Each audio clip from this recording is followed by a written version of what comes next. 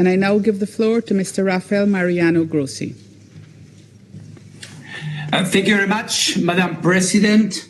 I would like to thank the Secretary General for his permanent support to the IAEA and myself in the discharge of my duties. I also like to thank the Assistant Secretary General for his intervention right now. I have convened a special session of the Board of Governors of the IAEA tomorrow morning in Vienna to continue the consideration of this issue that this body has started today, or has continued today, rather. Secretary General, Madam President, dear permanent representatives, colleagues, the nuclear non-proliferation regime that has underpinned international security for more than half a century is on the line. The dramatic events in Iran have become even more serious with last night's bombardments and the potential widening of the conflict.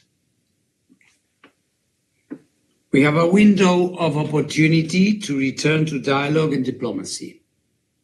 If that window closes, violence and destruction could reach unthinkable levels, and the global non-proliferation regime, as we know it, could crumble and fall.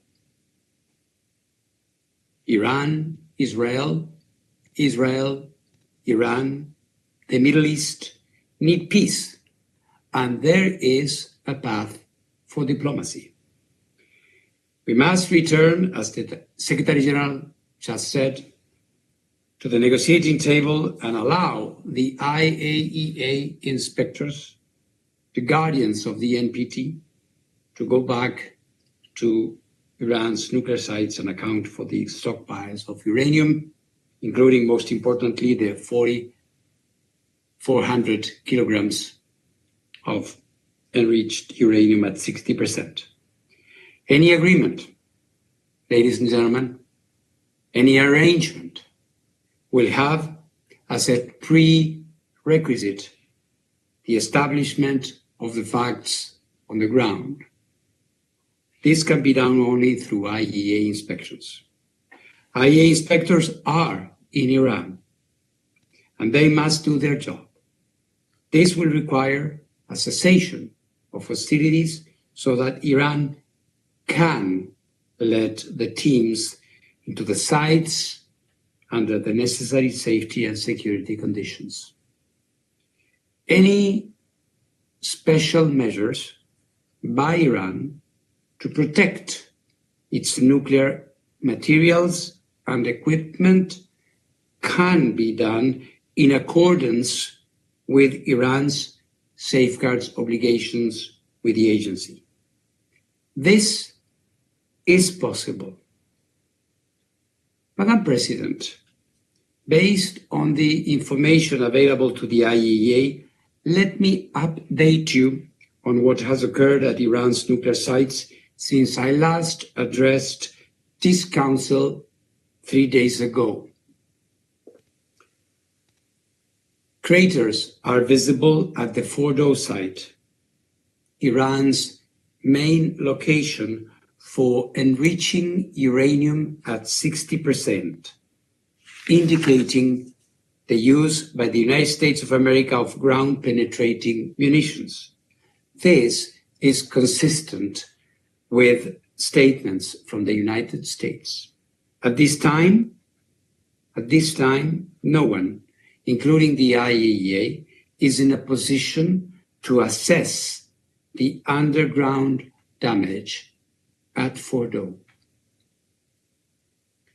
At the Isfahan nuclear site, additional buildings were hit overnight, with the US confirming their use of cruise missiles. Affected buildings include some related to uranium conversion process. Also, at this site, entrances to tunnels used for the storage of enriched material appear to have been hit. At the Natanz enrichment site, the fuel enrichment plant has been hit again, with the US confirming that it used ground-penetrating munitions. Iran has informed the IAEA there has been no increase in off-site radiation levels at the 3 sites. The situation at all other sites in Iran remains as I described them to you 3 days ago. We continue to monitor the situation and encourage the Iranian regulator to maintain its indispensable contact with the IAEA's Incident and Emergency Center. Madam President, the IAEA has consistently underlined, as stated in General Conference resolutions, that armed attacks on nuclear facilities should never take place and could result in radioactive releases with great consequences within and beyond the boundaries of the state, which has been attacked. I therefore again call on maximum restraint. Military escalation threatens lives and delays a diplomatic solution for the long-term assurance that Iran does not acquire a nuclear weapon. It also threatens the global non-proliferation regime. As I stated 3 days ago and before, I am ready to travel immediately and to engage with all relevant parties to help ensure the protection of nuclear facilities and the continued peaceful uses of nuclear technology in accordance with the agency's mandate. With your support, the IAEA can deploy nuclear safety and security experts to Iran immediately, in addition to our safeguards inspectors, wherever they are needed. Madam President, there is arguably no more important and universally supported endeavor than ensuring that we use the enormous power of the atom for good rather than destruction. Let us not allow the window to close on diplomacy. Let us not allow the non-proliferation regime to fail.